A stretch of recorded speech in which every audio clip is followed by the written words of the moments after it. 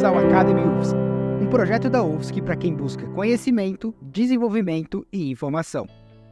A Sinova criou o programa Inova UFSC, que surge para promover uma cultura de empreendedorismo e inovação na universidade. Dentro do Inova UFSC, o Academy é um programa do Departamento de Ciências da Administração, focado na sensibilização para a inovação e o empreendedorismo. Nosso objetivo não é apenas preparar aqueles que desejam abrir seu próprio negócio, mas também desenvolver competências voltadas à criatividade e à inovação. Oferecemos workshops, mentorias, capacitações e visitas técnicas para aproximar o aluno de ambientes inovadores e profissionais capacitados. Estamos profundamente conectados com o ecossistema inovador de Santa Catarina, criando pontes entre a universidade e o mercado. Participe das atividades promovidas pelo Academy UFSC e seja parte de uma comunidade que está moldando o futuro da inovação. Academy UFSC. Inovação e empreendedorismo para todos. Olá, tudo bem? Boa tarde, boa noite, bom dia.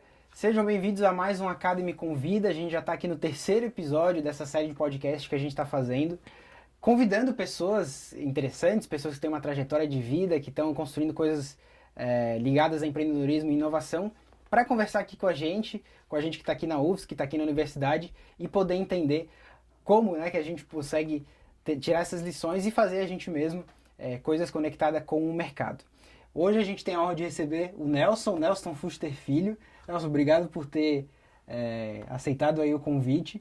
Então, só para a gente situar e tu complementa, ver se eu esqueci de alguma coisa, o Nelson cresceu no ramo automotivo, nas concessionárias do avô e do pai, lá em Criciúma, e atuou aí durante mais de 20 anos liderando o Grupo Le Monde. 30 anos. 20 anos no Le Monde, mas 30 no segmento. 30 no segmento. E aí depois, em 2022, mais recentemente, criou dentro do grupo a Fiver Electric, que é uma empresa que oferece soluções de logística sustentáveis, então usando veículos de carga e transporte 100% elétricos, que a gente vê que é um tema que está bastante relevante hoje em dia. Então, Nelson, eu queria entender, assim, começando do começo, como que foi crescer, assim, como pessoa e profissionalmente nesse setor automotivo que tu aí seguiu a carreira toda? Como é que foi isso para ti, despertando interesse, assim, desde jovem? Olha, primeiro eu queria agradecer o convite e dizer que voltar à UFSC aqui e estar compartilhando um pouco da minha história com a universidade é um prazer, porque eu vivi aqui um pedaço muito gostoso da minha vida. Eu passei no vestibular para Direito aqui em 91, faz tempo. Entrei muito novo, com 16 anos aqui na faculdade. E me formei aos 21, na turma de dezembro de 94, E foi um período mágico, O socioeconômico não tinha essa configuração que tem hoje. Foi muito bacana. E paralelamente a isso eu estudei também administração na UDESC, na ESAG. Naquela época a gente podia fazer as duas faculdades juntas, uma estadual e outra federal. E foi um período muito bacana, então para mim é um prazer estar aqui dividindo essa história. Essa coisa de você suceder ou de você nascer dentro de uma família que tem empresa, ela é uma faca de dois gumes para quem é sucessor. Não é à toa que há aquele ditado muito forte, de avô rico, filho nobre, neto pobre, E é muito difícil a gente encontrar organizações que sobrevivam à segunda, terceira, quarta geração, A gente está num estado privilegiado, Santa Catarina, que tem várias empresas centenárias, ou quase isso, e a gente entende que a dificuldade é porque a grande maioria das empresas nasce dentro de uma família, Como a minha, A nossa empresa, o Grupo Econômico, nasceu lá em 1948, 49. Meu pai tinha 1 ano de idade quando meu avô decidiu ter um negócio próprio, Montou uma pequena transportadora lá em Criciúma, chamada Transportes Criciumense. Depois foi morar em São Paulo e no final da década de 50, ele descobriu o negócio da Volkswagen. Naquela época, em 1959, a Volkswagen iria inaugurar a primeira fábrica no Brasil. E foi uma oportunidade para ele, conseguiu lá por falar alemão e tal, conseguiu uma oportunidade de abrir uma concessionária no Sul, lá em Criciúma. E ali começou a nossa história sobre rodas, né? A história da família Fichter sobre rodas. Meu avô teve 4 filhos, o meu pai é o mais velho deles, e acompanhou essa saga desde o início. Depois esse grupo econômico cresceu, né? E gerou muitos frutos, gerou muito emprego, muita riqueza. O núcleo desse grupo ficou em Tubarão. E depois de algum tempo, né, como é natural de toda empresa, quando meu avô já estava aí numa idade avançada, lá perto dos 80 anos, com algum problema de saúde, ele resolveu cindir esse grupo. E aí meu pai, que era o mais velho dos filhos, né, saiu, né, junto, cada irmão ficou com o seu quinhão. E a gente viveu um período ali de dúvida se ia continuar no segmento de automóveis ou não. E minha família vendeu moto, carro, caminhão, vendeu um pouco de tudo, né? E naquela época o Brasil estava num momento super difícil, né? Era final da década de 90, o governo Fernando Henrique lutando contra a inflação, implantação do real, juros muito altos. E o mercado de carros passava por uma turbulência grande, então a gente sempre pensava, eu recém saído da universidade, eu saí da universidade em 94, final. Essa cisão aconteceu no ano 2000, então uns 5 anos, quando eu me formei aqui, eu voltei lá para o Sul, para trabalhar com meu pai, lá com a minha família. Mas depois de 5 anos, a gente vê o grupo, né, se desmanchar, vamos dizer assim. E é uma oportunidade de pensar um pouco, né, foi uma parada estratégica, se a gente quer continuar ou não. E a gente teve a felicidade de encontrar uma montadora naquela época que estava começando o trabalho no Brasil, assim como a Volkswagen começou lá em 59, na época a Citroën estava começando com uma fábrica no Rio de Janeiro no ano de 2001 e nos convidou para representá-los, né? Inicialmente em Blumenau, depois em Florianópolis, depois todo o estado, chegamos a ter concessionárias até em Porto Alegre. Então a história do grupo Le Monde, né, que foi o que eu participei ativamente desse processo, junto com meus 2 irmãos, meu pai e minha mãe. A gente, durante 19 anos, ficou ao lado dos franceses. Durante esse tempo tivemos outros negócios, com Mitsubishi e outras coisas, uma empresa de tecnologia aplicada ao segmento de veículos usados, mas de alguma maneira sempre focado no segmento de carro. Agora, a gente quando olha em perspectiva, né, e tem uma frase que eu gosto, que atribuem ela ao Steve Jobs, não sei se foi ele que falou, que a gente só entende a vida quando olha para trás, né? Quando a gente olha, a vida tem que ser vivida olhando para frente, mas ela é entendida quando a gente para e olha um pouquinho para trás, para ver como é que aqueles pontos estão se conectando. E quando a gente olhava para frente, muitas vezes a sensação era de que ou não ia dar certo, ou que a carga que eu, por exemplo, tinha em cima de mim, de ter um pai e um avô de sucesso, eu teria que continuar aquela história, né? Pô, como é que eu vou quebrar uma história tão bonita, né? Quando a gente soma tudo, hoje já são 65 anos, 65, de 59 a 2024, trabalhando com veículos. Como é que eu vou quebrar isso? Isso era há algum tempo atrás, né? Lá no ano 2000. E aí fica aquela sensação de continuar, de buscar o próprio sonho, de será que o meu sonho é esse? A responsabilidade de tocar os negócios. Tudo isso é uma mistura grande, que se mistura ao ambiente familiar, onde cada um tem um interesse. Então é um ambiente complexo, que se você não tiver bastante diálogo, muito equilíbrio emocional, combinado com essa coisa do empreendedor, de querer fazer, de buscar, de investir, de correr risco, esse equilíbrio é muito difícil e aí a gente entende por que a maioria das empresas para e vai cada um para o seu lado, né? E esse foi o ambiente que eu cheguei, né, no final de 2019, quando a gente vendeu o Grupo Le Monde, dividiu, ele fez uma divisão dele em 5 partes e transferimos as bandeiras da Citroën que a gente tinha para outros grupos econômicos por uma decisão estratégica. E a gente queria um período sabático, então, assim, um período para entender para onde esse mercado de veículos estava indo, né? A gente estava fazendo já, quando tu entra na rotina, sabe, no automático, por que eu estou fazendo isso? A gente acaba, eu brincava assim, a gente fica meio burro, porque você não é mais dono da rotina, a rotina que começa a mandar em você, então os compromissos, as agendas ficavam muito repetitivas e fazendo a mesma coisa, e o ambiente em profunda transformação, com a nova tecnologia dos elétricos, com uma tecnologia nova também de meio de comunicação, onde o consumidor está falando direto com o fabricante, nós que éramos concessionários ficávamos ali no meio, então numa posição muito fragilizada. Mas eu acho que no todo, né, assim, falou mais alto a vontade de empreender, a vontade de continuar a saga de alguma maneira, porque eu quando tomei essa decisão, junto com a minha família, foi lá em 2019, eu tinha 45, 46 anos.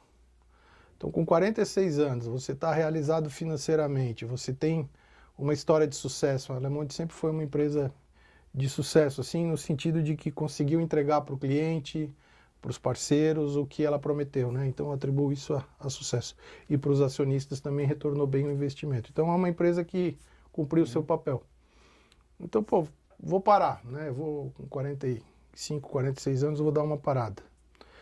E o que a gente nota é que, e também tem muito clichê aí nas redes sociais e tal, de que a gente precisa de um propósito, de que nem tudo é por dinheiro. E às vezes quem está buscando ainda a sua independência financeira acha que tudo isso é bobagem. Mas quando a gente chega lá, a gente nota que não é bobagem, que de fato é isso.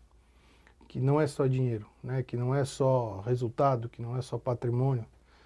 Imagina você ter uma relativa independência financeira, uma tranquilidade, e você acorda e não tem o que fazer, né? O que eu vou fazer? Vou escrever um livro? Até escrevi, né? Em 2020, durante a pandemia, escrevi um livro sobre a biografia do meu avô, mas eu tenho 2 filhos, né? O Matheus e o Maurício, um está hoje com 14 anos, o outro, o Maurício, tem 12, desculpa, e eu olhava para eles e me imaginava lá, quando eu tinha a idade deles, com o meu pai trabalhando, convivendo com o meu avô. Hoje eles convivem muito com meu pai também, que não participa do dia a dia da Fiverr, é uma espécie de conselheiro. E eu ficava imaginando, pô, em que ambiente essas crianças vão crescer, qual vai ser o exemplo, qual vai ser o legado, né? Tem 2 sobrinhas, mais 2 sobrinhos também maravilhosos, que a gente, de alguma maneira, na vidinha deles, é uma referência. Pô, meu pai acorda cedo, meu pai tem uma coisa para fazer, meu pai cria algum tipo de riqueza ou de dar emprego, enfim. E essa mistura de coisas fez a gente voltar para o segmento, né? Em 2022 eu comecei a pesquisar sobre veículos elétricos, e aí a gente deságua nesse projeto que a gente vai falar daqui a pouco, mas vindo desse ambiente. Então, realmente é uma história que ao mesmo tempo que ela te empurra, que te joga para cima, te motiva, ela te cobra muito. Então é um peso. Eu não saberia te dizer se é melhor não ter a história ou se é bom trazer isso, né? Eu só tenho uma experiência, e aqui a ideia não é dar receita de bolo para ninguém nem dar lição, né? É simplesmente contar uma história e que sirva de inspiração, de exemplo positivo ou negativo para a história que cada um tem, né? Porque cada um é um universo em si mesmo. Então, não existe 2 histórias iguais na história da gestão, não existe. Já procuro ler muito, gosto muito de biografia, gosto muito de autores que falam sobre, de livros de autores que falam sobre coisas reais, né?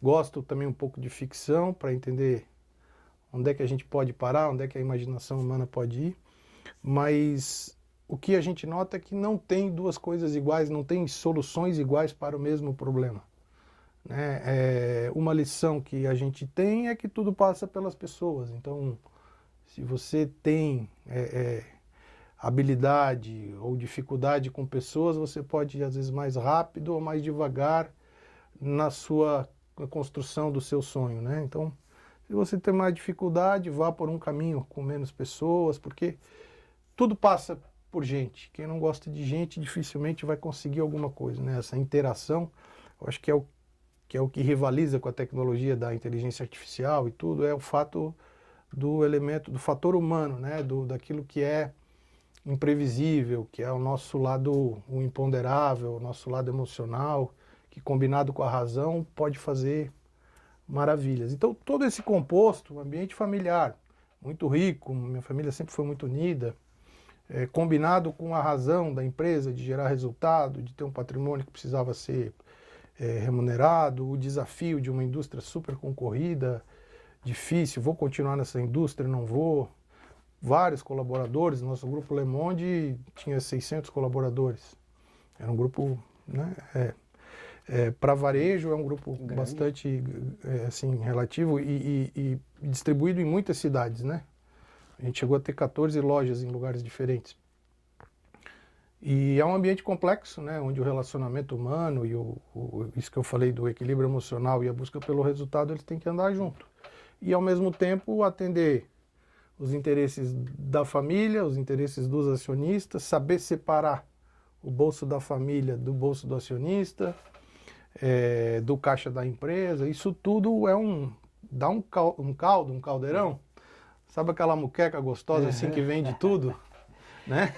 Também, é isso. E também os teus interesses, né? Porque isso, sim, tem a vida nossa, né? Isso que tu falou do teu propósito, eu acho que é uma coisa que eu vejo muito que se vende uma ideia de que, beleza, tu vai escolher o teu propósito e tu vai fazer isso pro resto da tua vida e só aquilo que tu pode escolher. Mas, às vezes, o teu propósito também pode ter mudado ou ter descoberto coisas novas. Como é que tu pensava isso, digamos, lá no início dos anos 2000, beleza? Começando Le Monde, começando a expandir, né, o grupo, enfim. Tu sentia que aquilo de fato era o teu propósito? Ou tu já tinha alguma mente, não, eu quero, quem sabe, um dia fazer uma coisa diferente? Ou realmente aquela questão, chegou num momento que vamos parar, vamos repensar para onde que a gente vai para frente? Como é que foi esse processo, assim, dentro da tua mente, pensando como a tua carreira, né? Não necessariamente o Grupo Le Monde, mas a carreira, assim, do Nelson. Eu sempre procurei, até porque eu vim estudar Direito e vim estudar em Florianópolis, né, que nós que éramos do interior, hoje eu moro aqui há muito tempo, mas a gente olhando as coisas lá de Laguna, de Tubarão, minha infância foi em Laguna, meus pais moravam em Laguna, mas os nossos negócios eram em toda a região sul ali, Araranguá, Criciúma, Tubarão e Laguna. Eu quando saí de casa com 15 anos para vir fazer cursinho aqui, primeiro ano do Geração, acho que foi o primeiro ano, o segundo ano do Colégio Geração, foi porque eu tinha dentro de mim que eu precisava me preparar para a minha vida. E tive um incentivo muito grande da minha mãe e do meu pai também, pela crise, entre aspas, ou pela transformação que o mercado de carros estava passando naquela época, de buscar uma profissão liberal, uma profissão que me desse autonomia para que, se qualquer problema com a empresa viesse a ocorrer, eu teria, com uma máquina de escrever, a chance, que na época era máquina de escrever, né? Não tinha computador, estavam chegando os primeiros notebooks, isso era 89, como passa rápido. Eu poderia, como advogado, como juiz, enfim, com uma carreira ligada à área jurídica, eu poderia me virar. Mas o ambiente, ele te ajuda muito a pensar no futuro também. Ele pode te desmotivar ou motivar. Eu nunca tive uma pressão, você tem que trabalhar na empresa, você tem que continuar. A própria sociedade, meus amigos, as mães, os pais dos meus amigos, o colégio, eles sempre atribuíam a mim uma conexão com a empresa, né? E isso, de alguma maneira, tu vai no teu subconsciente absorvendo aquilo. Então, em alguma maneira, eu tinha o sonho de continuar tudo aquilo, mas o sonho não era mais meu. Porque meu avô tinha 13 netos, eu era um deles, né? Eu tinha 2 irmãos, então tudo bem, eu não posso me candidatar, levantar a mão e ser, porque agora eu tenho que dividir com todo mundo, né? E eu precisava pensar nas duas situações. Então, a condição inicial lá na minha juventude, lá na minha adolescência, lá, foi me preparar em termos de estudo, né? E foi por isso que eu saí de lá durante 5 anos. Ficava durante as férias convivendo lá um pouco com a família, com meu pai, nos negócios, entendendo, mas não participava ativamente. No meio da faculdade tive uma crise realmente de ir trabalhar, até porque tinha amigos que estudavam comigo, que largaram a faculdade para trabalhar com os pais. E o homem, né, hoje a mulher também está muito independente, naquela época era um pouquinho diferente, mas hoje está praticamente igual. a gente nessa faixa de idade, quando tem uma oportunidade como eu tinha, a gente quer logo começar a ganhar o próprio dinheiro. Então, se os pais têm algum tipo de negócio, e tu vê na mesa do jantar, na mesa do almoço se falar sobre isso, por que eu não me meto já nisso e já começo a ganhar o meu dinheiro, né? E você oscila entre segurar um pouco, dar um tempo, né? E nisso a minha mãe foi muito dura comigo, disse, não volta, tu não vai voltar, tu vai ficar aí, continua os teus estudos, tu tá perto, tu tava no meio da faculdade, né? Como vocês estão aí na 6ª fase, né? Tu falou, então a gente olha para trás, parece que não andou muito, olha para frente, parece que falta muito, então é aquela fase do limbo ali do meio, né? Tu ainda não estruturou teu conhecimento, então parece que tu ainda não sabe muito, mas ao mesmo tempo, pô, tu já passou por tanta matéria, tanta prova, já assimilaste tanto conhecimento. E eu estava mais ou menos nessa época, acho que foi 7ª fase. E meus pais falaram, não, minha mãe principalmente, fica aí, estuda, porque tu vai te arrepender. E de fato, no final do semestre eu já não queria mais falar nisso. E aí tudo isso me ajudou a pensar fora da caixa, a pensar fora da empresa, a olhar para o mundo, né? E com isso eu consegui construir uma rede de relacionamento muito grande, né? Eu acho que hoje uma das forças que eu tenho é a minha rede de relacionamento. Eu tenho muitos amigos, colecionei, assim, tive a felicidade de encontrar pessoas maravilhosas, como o professor Maurício, que está hoje lecionando aqui, né? Foi diretor aqui do Socioeconômico. Mas como ele, tive uma legião de amigos que vieram para cá também, que cresceram, ouvindo de outras cidades que eu conheci, também na vida empresarial. E isso me ajudou a me motivar para buscar coisas mais além daquele mundo que eu vivia, né? Então isso eu acho que é um ponto que faz a gente todo dia se perguntar, será que eu estou fazendo o suficiente? Será que essa minha dedicação é suficiente para o sonho que eu tenho? Será que eu não tenho que buscar mais conhecimento? E de fato, eu depois de 4 anos que eu saí da universidade, eu fui buscar uma pós-graduação na área de finanças empresariais durante 2 anos, fui fazer em Porto Alegre. Eu não podia largar o trabalho, né? Então eu fazia lato sensu, né? A cada 15 dias eu ia, fazia final de semana e voltava, sexta, sábado. Durante 2 anos me formei nessa área de finanças empresariais. Depois, isso foi em 99, depois em 2008, já com a Le Monde, já andando bem, eu tinha muita convivência com franceses, com altos executivos de montadoras, senti que precisava subir um pouco o degrau, então fui fazer um curso de estratégia empresarial na França, no INSEAD, que é um dos principais centros de estudo da Europa e do mundo, né? Eu fui no campus de Fontainebleau, lá na França, foi muito bacana, muito rico, assim, experiências fantásticas.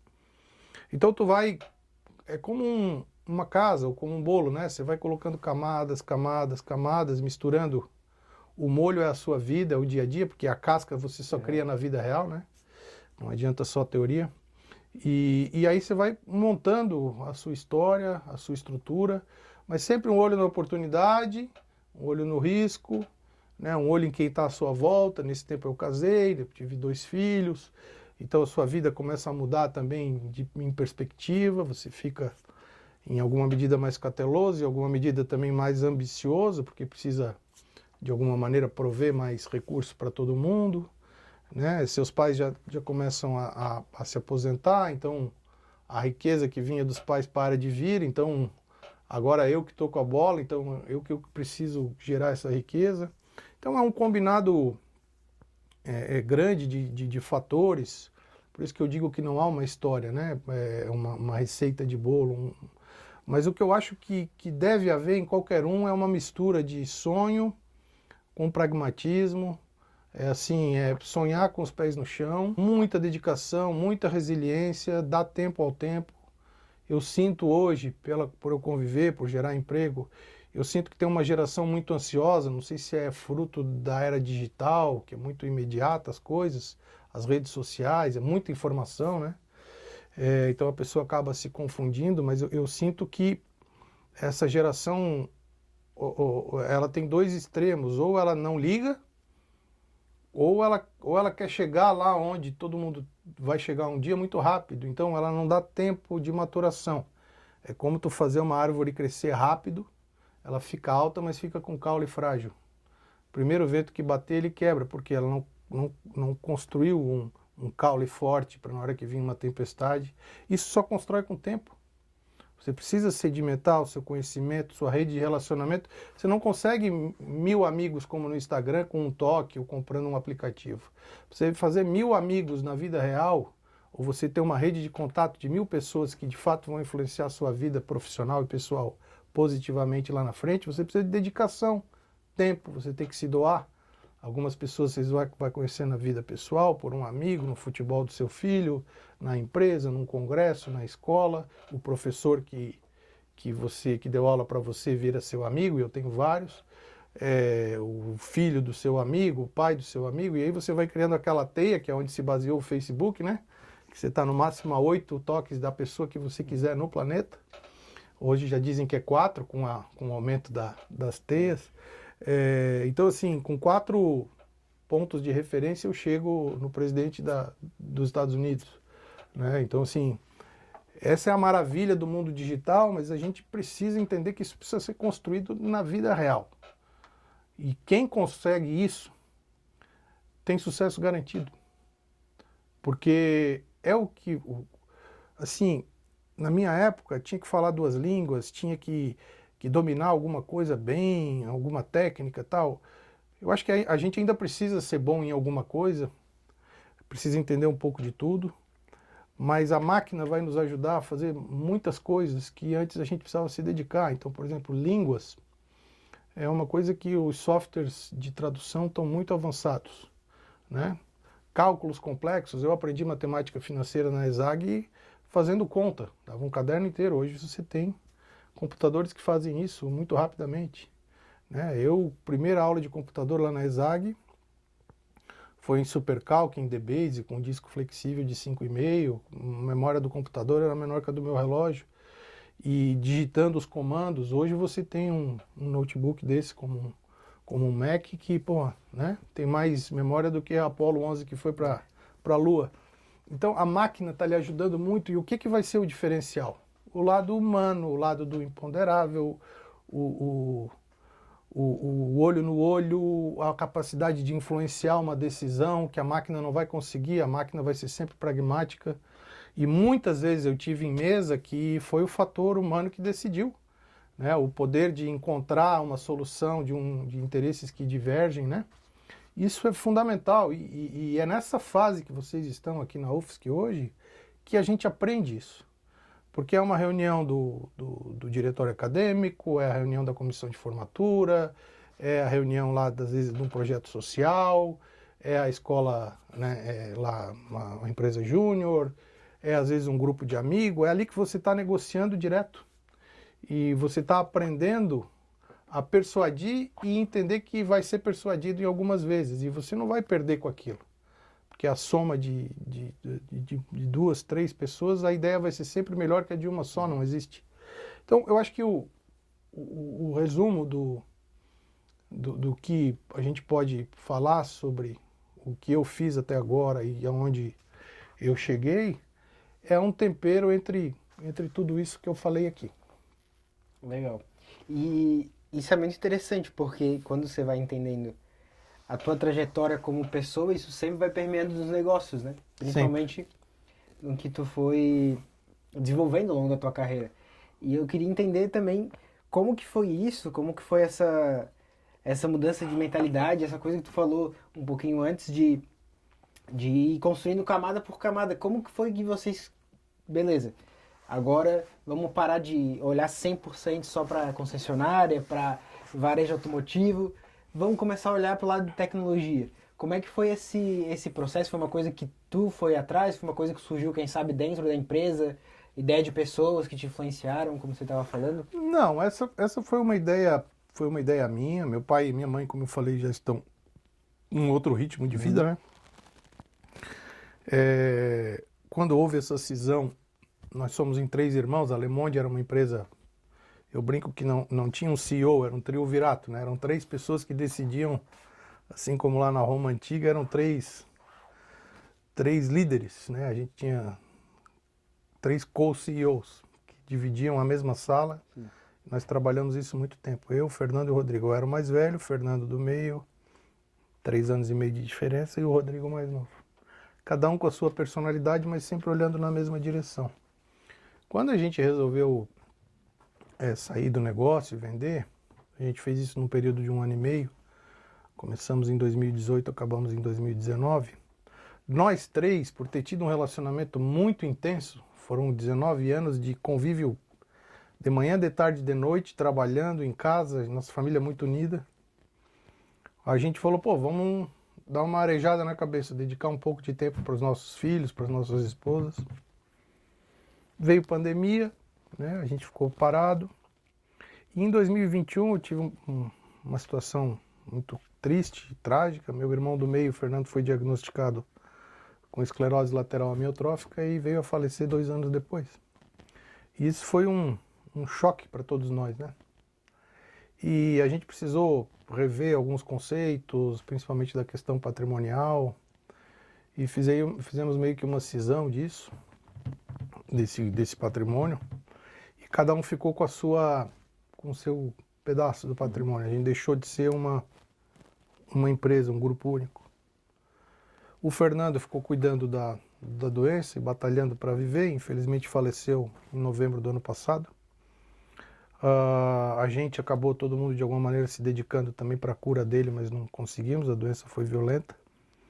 O Rodrigo, meu irmão mais novo, sempre foi muito ligado na área financeira, ele era o CFO do grupo aí, e tem uma habilidade fantástica para a área de tecnologia, uma aptidão, é muito ávido, muito inteligente, e quis empreender nessa área, que é um mercado que não me atrai muito, eu sou mais do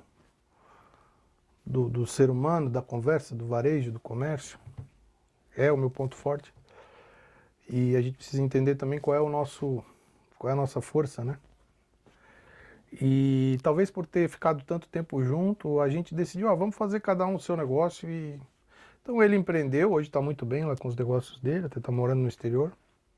E eu ali no começo de 22 comecei a fazer estudos nessa área, né, da nova tecnologia. Eu queria voltar para o segmento, aquilo que eu falei do início, de aos 46 anos estar parado em casa com 2 filhos e a esposa, não é uma coisa muito agradável, não é mesmo. Eu confesso que mesmo você tendo dinheiro na conta e você não ter um propósito na vida, é um negócio muito complicado.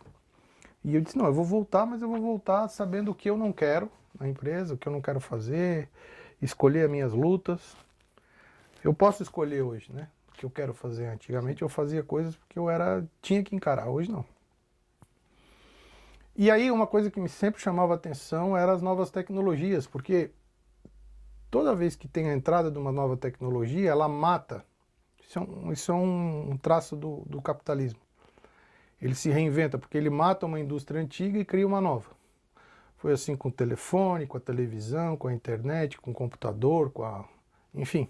O smartphone matou um monte de gente ao mesmo tempo, né? Porque foi a máquina fotográfica, foi o scanner, foi o telefone, ele derrubou um monte de indústria junto, até os próprios PCs. E a gente percebia nesses ciclos que gerava muita oportunidade, né? E muita gente resiste a tecnologias, porque quando ela chega, né, o fato é que ninguém sabe onde é que vai dar. Então a maioria rejeita, é do ser humano isso, né? Quando você lê um livro como Sapiens ou alguma coisa assim, você entende por que a gente é tão reativo a mudanças, né? A gente tem um comportamento que é lá da época das cavernas. Sim. O ser humano é muito levado a decidir muito rápido sobre a coisa. Ele precisa tirar uma conclusão rápida de agora, e não é bem assim. E quando a gente analisa antropologicamente isso, é porque naquela época, se a gente demorasse para decidir, o tigre lá com dente de sabre e levava, né, e acabava. Então tinha que sair correndo. E isso é uma coisa que está lá na nossa memória, né, no nosso DNA, de decidir rápido. Então a gente acaba vendo uma coisa nova, não, isso aqui eu não conheço, não quero, tenho medo. E na vida, né, você quando tem medo, você acaba fugindo ou tomando uma decisão rápida para fugir do que te amedronta. E E eu estava vendo que essa oportunidade do veículo elétrico era uma coisa que estava muito latente na Ásia. A Europa estava caminhando a passos largos com legislações super fortes para isso, os Estados Unidos menos, porque nesse segmento a indústria automotiva lá é muito forte, então muito conservadora. E o Brasil estava num limbo, assim, né? Estava começando a se falar disso. E eu disse, pô, vou estudar esse mercado. E fiquei quase um ano estudando sobre isso. Comecei isso na ponta da mesa da minha casa, fazendo pesquisa, mandando e-mail para alguns fornecedores. Eu sabia que eu não queria voltar a ser concessionário. Essa era uma certeza que eu tinha. Tinha feito isso 30 anos. E é um segmento bastante duro, competitivo. E ao mesmo tempo você precisa sempre ter uma relação muito forte com o seu fabricante, né? Porque é uma espécie de franquia, né? Você não consegue ter uma loja do McDonald's sem seguir o que o McDonald's manda. Porque desde a cadeira até o sanduíche tem que ser igual e concessionária de automóvel é igualzinho. E eu queria um pouco mais de liberdade, a prova um pouco da minha experiência. Eu disse, eu vou ser uma montadora, por que não? Eu vou criar uma montadora, eu vou distribuir um veículo, eu vou criar uma marca. E a gente começou, primeiro parecia um devaneio, aí o que a gente fez? A gente nichou muito a pesquisa para entender como é que esse mercado estava funcionando no mundo inteiro. É óbvio que a gente não tinha ambição de, pô, vou bater na Volkswagen, na Fiat, na própria Citroën, né? Outra coisa que no mundo dos negócios você tem que ter a humildade. Quem é muito arrogante fica pelo meio do caminho, né? A empáfia, a arrogância, ela já matou muito empresário. Então uma boa dose de humildade em qualquer projeto ela é fundamental. E isso foi o que eu trouxe sempre alerta comigo. Eu digo, eu quero ser, mas eu preciso saber o meu tamanho.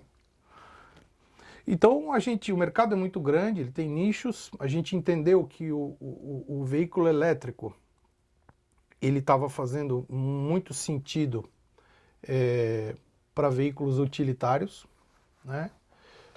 Principalmente veículos utilitários que estavam trabalhando dentro de centros urbanos, porque a entrega na última milha é a parte mais cara da cadeia logística. Então, quanto mais eficiente for esse veículo que trabalha lá na ponta, mais entregas você pode fazer sem custo. E isso é uma coisa que em todo mundo hoje está fazendo muito sentido. Outra coisa é que a eletricidade permite que você faça carros menores do que os tradicionais. E que você conviva com o ser humano de maneira amigável, porque a máquina fica ligada do lado sem emitir gás nem ruído. Então, quando você tem um carro elétrico parado do seu lado, é a mesma coisa que nada. Você ouve o passarinho, eu estive em Xangai agora em maio, você ouve o passarinho no trânsito, em Pequim, em Xangai, lá 70% do trânsito hoje já é de veículo elétrico. E eu digo, pô, faz todo sentido. A engenharia está dizendo que é melhor, o bolso está dizendo que é melhor, a tecnologia só vai andar para frente, ou seja, as baterias vão cada vez acumular mais energia por um preço mais baixo. Mobilidade, roda, ninguém vai deixar de usar, porque desde que inventaram a roda, né, há 10 mil anos antes de Cristo lá, até hoje o mundo se move sobre rodas. A gente está começando a voar agora, né, vão ter os primeiros carros voadores, mas roda é um negócio que ainda tem, então movimentar pessoas e mercadorias com um modal sustentável faz sentido. Vou por aqui. Os veículos também teoricamente são mais baratos, então é uma indústria muito pesada de investimento, mas nesse nicho era viável com o capital que a gente tinha. Nesse meio do caminho eu encontrei um parceiro meu, um amigo, um sócio, um irmão, que é o Jacinto Silveira. Também estava vivendo uma fase tipo a minha, tinha vendido a indústria dele, super bem vendida, também procurava um propósito para essa segunda metade da vida. Então juntamos os boletos, como eu brinco, né?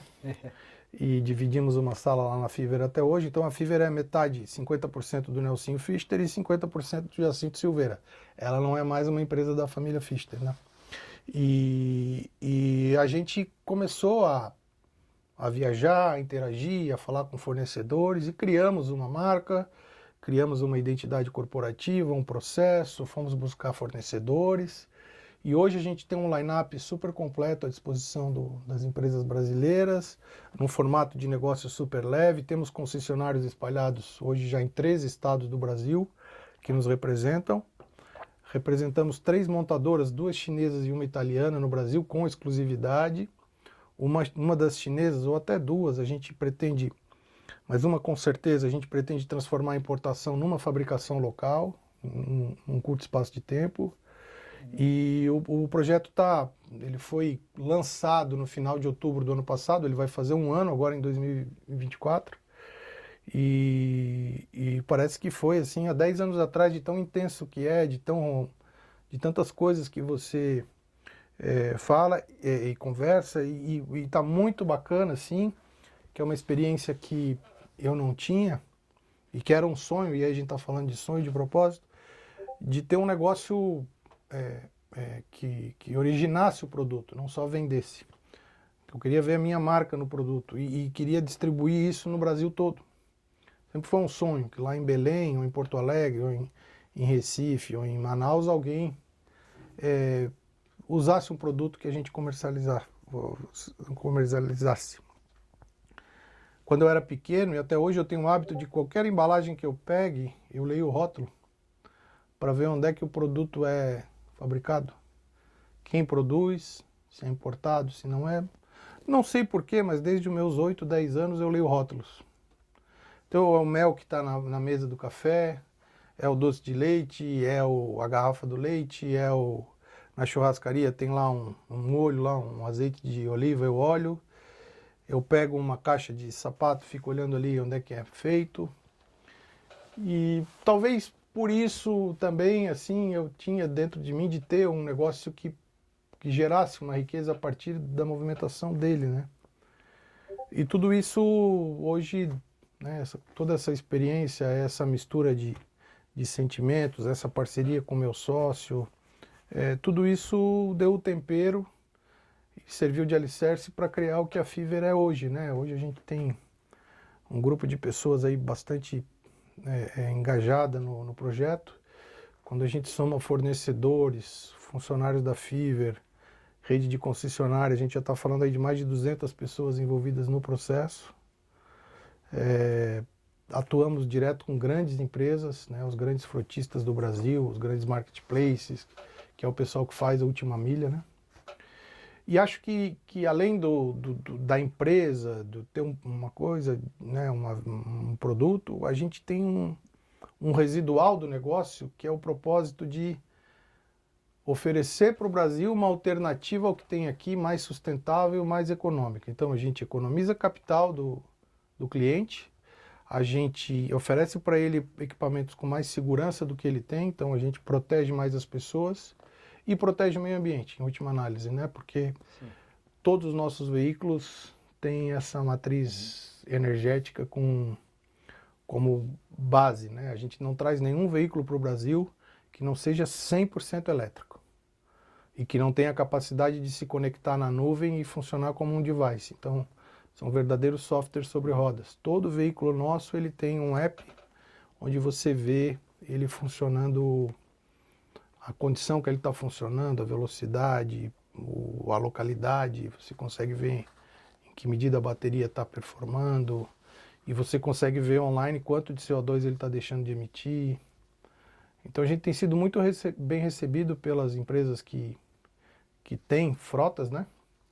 E mesmo os pequenos empreendedores, a gente tem assim, se surpreendido com as leads que chegam, com os e-mails que chegam pelas nossas pelo nosso marketing aí na web, de cidades do interior, assim, do interior do Brasil, querendo um carro elétrico para fazer a sua rotina, uma padaria, uma fábrica de bolo, um pet shop, uma fábrica de sorvete, porque como a nossa linha é bastante completa, um condomínio para coletar resíduo.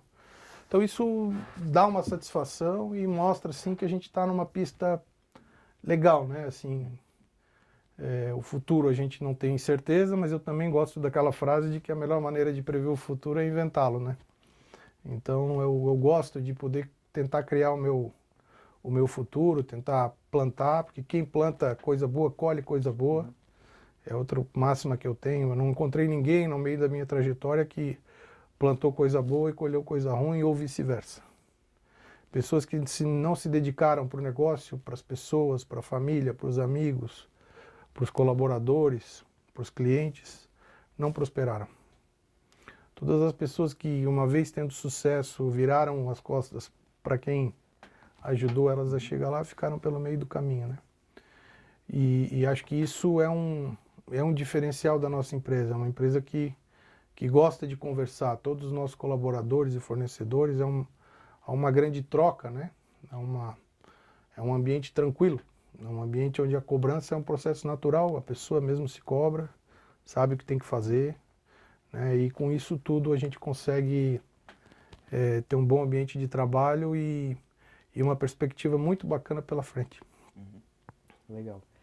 Olha, não sei, acho que a gente poderia ficar horas aqui falando e perguntando várias coisas, mas temos horário. Inclusive você falou do professor Maurício, sempre bom lembrar de agradecer o professor Maurício que fez aí a ponte. Isso. Né, mais um convidado que ele está ajudando a gente bastante aqui no Academy Convida. E daqui a pouco o Nelson, inclusive, vai falar lá com o pessoal da turma do Maurício. Mas, assim, muito obrigado. Acho que foi bem elucidativo, não só no mercado em si, dos veículos utilitários elétricos, né, que a gente vê, enfim, BYD, GWM, mas vindo no transporte nos veículos particulares, né? E tem todo esse nicho que realmente eu só conheço a Fiverr que está fazendo isso aqui. Então, até é legal ver essa estratégia de negócio, de ter exclusividade com grandes montadoras e ver isso dando certo, né? E ajudando, como você falou, em vários níveis, tanto quem contrata quanto o mundo mesmo, né? Com ruído, só diminuir ruído já melhora bastante já.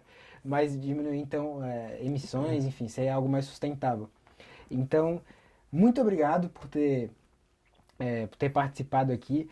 Eu também queria agradecer a todos os professores que estão envolvidos no Academy. Então, a gente tem a Andessa, a Profiane, Gabriela, o Ricardo, a Solange. Agradecer também a Rafaela, que está aqui nos bastidores, e obrigado. a Daniela, que é a nossa estagiária, que também tá aí sempre com a gente. Agradecer a Sinova, que é a Secretaria de Inovação aqui na UFSC, que dá apoio pra gente. O Sebrae também é uma parceria de longa data. Além do Centro de Ciências da Administração, o CAD, e o INPEAL, por ceder aqui o espaço para a gente fazer o podcast. Queria deixar aí a oportunidade de falar para seguir ali, tanto, enfim, a Fiverr quanto você nas redes sociais. Não sei se você produz conteúdo, sim. Mas para deixar esses contatos, quem tiver mais interesse de procurar, ou quem sabe o pai ou alguém tem um negócio, ou a própria pessoa que está assistindo tem um negócio, para dar uma olhada, fazer um orçamento com vocês. A Fiverr tem um site, né, onde a gente tem um portfólio de produto lá e soluções em logística sustentável. É o www.fiverr.net.br. A gente está em todas as redes sociais, né, @fiverr.electric. Instagram, Facebook e LinkedIn. No LinkedIn e no Instagram eu tenho a minha página pessoal, minha página pessoal ela é praticamente uma extensão da minha vida profissional, onde eu não compartilho coisas do meu âmbito, do meu círculo íntimo. Eu gosto de compartilhar coisas que eu penso sobre o mundo corporativo. Então eu escrevo muito sobre o que eu entendo, sobre o que eu vejo, sobre livros que eu leio, sobre coisas que a Fiverr está fazendo e que a gente acredita. Então, tentando contribuir, né? A gente precisa dar sem esperar nada em troca, né? E eu sempre gostei de escrever, talvez porque eu fiz direito, mas ali eu escrevo com bastante frequência. Então quem quiser me seguir @Nelsinho _Fister no Instagram, e no LinkedIn é só procurar por Nelson Fister Filho ou Nelsinho Fister que vai me achar. Convido vocês a seguir. Tenho aqui a pedir licença, tenho duas oportunidades interessantes na Fiverr para estudantes aqui da UFSC, ou enfim, estudantes em geral.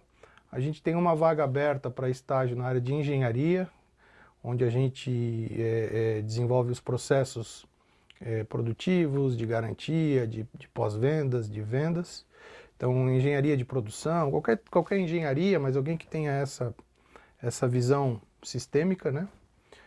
O nosso diretor de pós-venda é um engenheiro de 15 anos de montadoras e precisa de um pupilo lá para começar a dar os insights e ajudar a respirar. É uma vaga também que a gente coloca à disposição para a sociedade, né? E na área administrativa, de marketing, ligado a vendas, a gente também tem uma vaga para estágio de marketing, na área de vendas e marketing, para auxiliar a nossa gerência de marketing, nossa diretoria de vendas, na estratégia, compartilhar tudo que a gente faz lá. Então, qualquer interesse sobre essa vaga é só entrar no site www.fiverr.net.br e acessar lá no contato e se manifestar que a gente entra em contato, né? E queria mais uma vez agradecer pela grande oportunidade de estar aqui. Para mim é um prazer enorme. Quando quiser, a gente está sempre à disposição.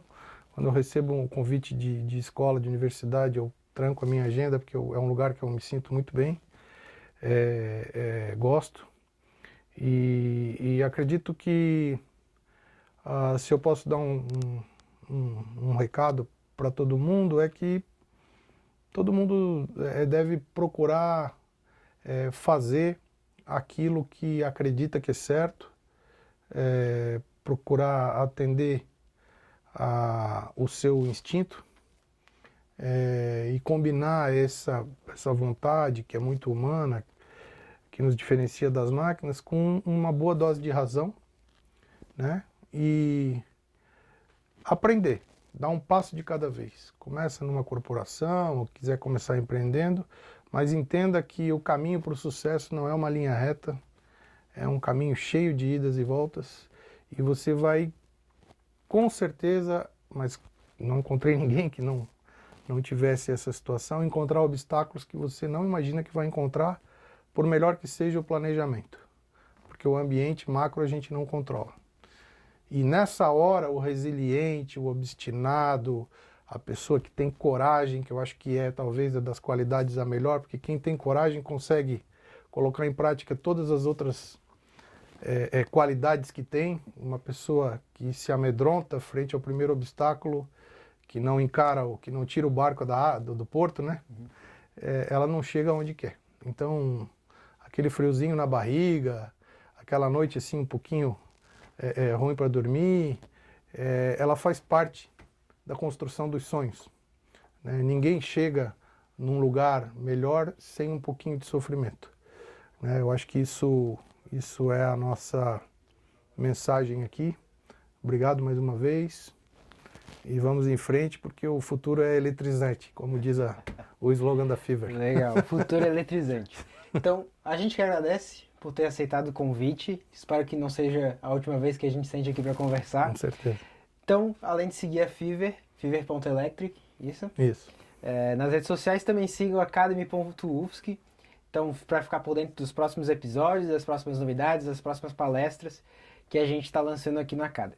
Então, muito obrigado por assistirem, muito obrigado pela audiência e nos vemos no próximo Academy Convida.